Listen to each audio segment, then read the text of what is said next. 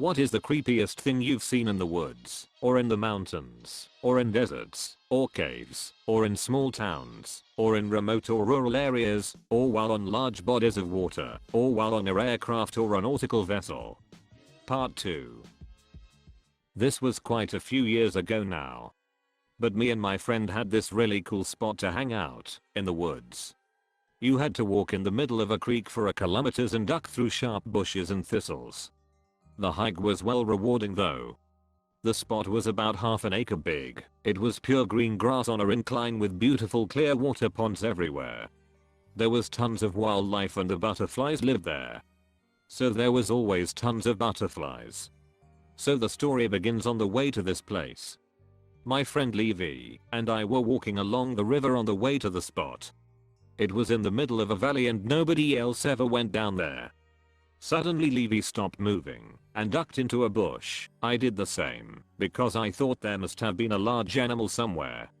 I saw him staring up the hill and so I looked up to it. There was two people standing at the top of the hill heaving back and forth a lifeless body. We watched as they threw the lifeless corpse down the hill as it bounced off the trees and eventually got stuck on a tree at the bottom. Then they took off. Me and him were terrified, and I was shaking so badly I couldn't speak. So we decided to verify it was a real body. Levy got about 4 feet away before screaming it has nostrils. It's real. Run. So of course we take off running, and I glanced back to see the two people run back to the top of the hill. Me and him ran 2 kilometers through thick brush and trees to get away from them. The next day we were with his parents driving to town. And we saw like 10 fire trucks at the school closest to the forest.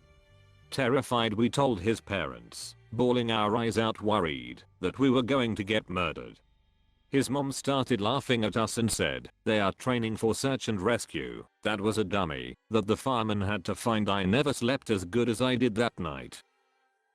I was walking with family when I was little and we came across a sheep's head. No body or blood, just a severed sheep's head on the path. It was the first time I noticed sheep's eyes have slit pupils, and I think my first contact with something so gruesome. I've walked by a picked clean spinal column before in the woods. It wasn't far from a little girl's shoe upon closer inspection, and moving debris with a stick. It was definitely a quadriped spine like a deer, and the shoe probably carried by a flood cause that creek overflowed and carried weird shit downstream frequently. Definitely ominous at first, thinking I'd stumbled upon evidence that something terrible had happened. Walking on the beach with my boyfriend, and we had walked to a giant rocky cliff to make it. Somebody was just gazing at the ocean, crying and shaking. Mind you, this is late at night, like around 9:30 p.m. We asked him if he was okay. He apologized and practically ran back down the cliff, away from the dangerous areas. My boyfriend and I watched him until he reached the public area and decided to call it a night. I'm pretty sure he was going to jump. You just might have saved that dude's life that night. My friend and I were chilling in the woods one day back in high school and see a dog walking by, later followed by this kid. He looked troubled, so we asked if he needed help. He obliged, telling us he was dog sitting for his friend and the dog got loose. So we spent a good hour following this dog and kid around, going deeper and deeper into the woods. Eventually I finally got the dog to come to me, but it wasn't wearing a collar, so I wasn't able to get a hold. My friend and I look away for just few seconds to discuss strategy, and when we turn back around, the boy and the dog are both gone. It was like they completely vanished. Keep in mind it was autumn, so any footsteps could be heard from quite afar. But it was just silent. Not a single trace of them anywhere. Still don't really know what happened. Maybe they ran away real quick. Who knows? Was definitely enough to creep us out though. There's a story behind this. Boy and dog lost each other in woods and both died, but now reunited with your help. They're freed of their bond to the land and now up in heaven. Almost seems like a quest. In order to get back home from a popular kebab restaurant, I need to walk a short path through the woods.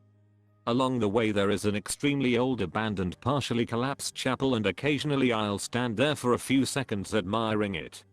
It's quite beautiful in its own way.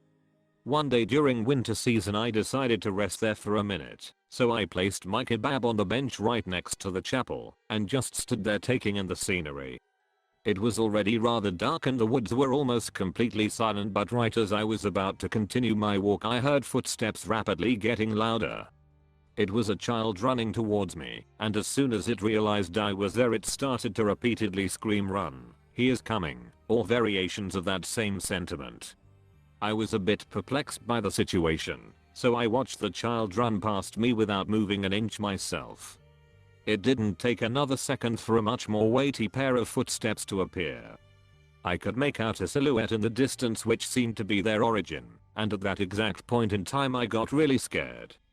As opposed to running I decided to hide in the chapel next to the altar, and after tripping over an old broken chapel bench I reached my hiding place. The footsteps got louder and louder, but right as they approached the vicinity of the chapel they suddenly went silent. About 15 seconds of complete quietness had passed, just for the words, "Oh you freaking idiot left your kebab on the bench," to break the silence. Turns out it was a resident of the very same street I inhabit. His nephew was visiting, and he wanted to race him to the kebab stand. I don't know whether this was the right place to post this. Ultimately this is more stupid than creepy. I was in a large wooded area near my BF's home, with him, hanging out nearly at midnight.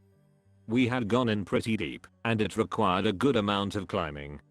The closest path was maybe 5 to 7 minutes climbing down, so it was highly unlikely someone could be at that spot, that time of the night, besides us. As we were kissing and stuff he thought he saw a shadow move 25 feet to the left of us, climbing, but it stopped suddenly when my BF looked at it. He told me to be wary. In that exact moment we saw a dark figure climbing a little up but diagonally, like he tried to go directly above where we were. We didn't move and watch him till he closed the horizontal gap and was directly above us, maybe 15 feet of steep downhill thick forest. Then he began to come towards us. Without skipping a bit my BF grabbed my hand and we almost ran downhill till the path. We made it in less than 2 minutes while still holding hands and listening to the man running behind us. We ran as fast as we could down the path and out of the forest, where there was a cafe and some basketball and tennis courts next to the wooded hill, and of course, people. As we realized we came really close to be mugged or worse, we vowed never to go there at night again. Super long story, TL. Doctor nearly got murdered backpacking in rural Tasmania. My boyfriend and I were backpacking through rural Tasmania a few years ago.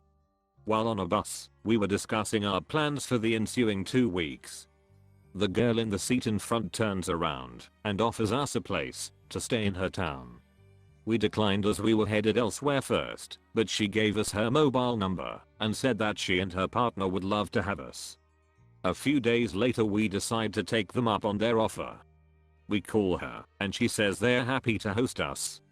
So far so good. They meet us at the train station and immediately something feels off. It's really difficult to explain, but it's that primal, ineffable feeling in your guts that tells you that something isn't right. We ignored our guts and followed them. They lead us straight out of town. We ask them where we are going, and they say that they live on the outskirts. This town is creepy as fuck. It's an old mining town that has been largely abandoned, and as we walk the 15 odd minutes to their home the houses get shittier, with boarded up windows, overgrown gardens and no people in sight. Eventually we reach the house at the very end of the town. It's their house. We go in. Set up in the middle of the living room is a single mattress with a sheet hanging around it. They show us around the house except for one door which stays closed. When I asked what was behind it, they pretended not to hear. Our room has a made bed, chest of drawers and looks like a normal room. It seems weird that they sleep on mattresses in the living room when they have a guest room. We go back into the living room and look around. Knives. A lot of knives. My boyfriend asks if they go hunting. No. The partner hands one of the knives to my boyfriend and asks him to open it. It's a massive fucking Bowie knife with what looks like blood staining around the edges of the blade. My boyfriend laughs awkwardly and said sit down. They have a tattoo gun to practice. My boyfriend asks if they have any tattoos. No. There's a small axe at the door. I ask if they collect wood. No. Suddenly the guy says he wants to go to the shops. We agree quickly because we are creeped out and want to get back into the town. The four of us leave and they start walking in the opposite direction to the town. I say that the town is back the other way. The guy says this way would be more interesting because it goes up through the trees. He says that they have never been up the mountain before, but he knows the area and it would take the same amount of time. I tell my boyfriend that I'm freaking out, but he thinks it's okay. We follow them into the trees. The path goes up the mountain. We are going in the total opposite direction of the town. The girl turns around to her partner and whispers, "So where was the place again?" My boyfriend and I freeze. I say I want to take the road back to town and start walking. When the four of us arrive in the one shop in town, no one recognizes the couple. And this is a really small town. We make an excuse that we want to go look at sights and that we'll catch up with them later and instead book a hotel room and freak out. I did some snooping on the area. Their house had an extra room behind the mystery door and a basement. The path that we were taking led straight out of town and up the mountain. There was no way it could loop back into town. So yeah, pretty sure we narrowly avoided being murdered. Or maybe they were just massive weirdos. TBH, the creepiest thing was the fact that there was no drug paraphernalia at all. The state of the house and the weird behavior would have been understandable if they were intoxicated, but that wasn't the case. So when I was 15, my friends and I liked to climb abandoned buildings. We found one down by the river. About 3 stories high and in pretty bad condition. I remember there were no stairs initially and we had to pull ourselves up. We climbed to the top via broken stairs after that. At the top was a small open room where someone was living. We walked in to look around and immediately noticed the walls were covered in pictures.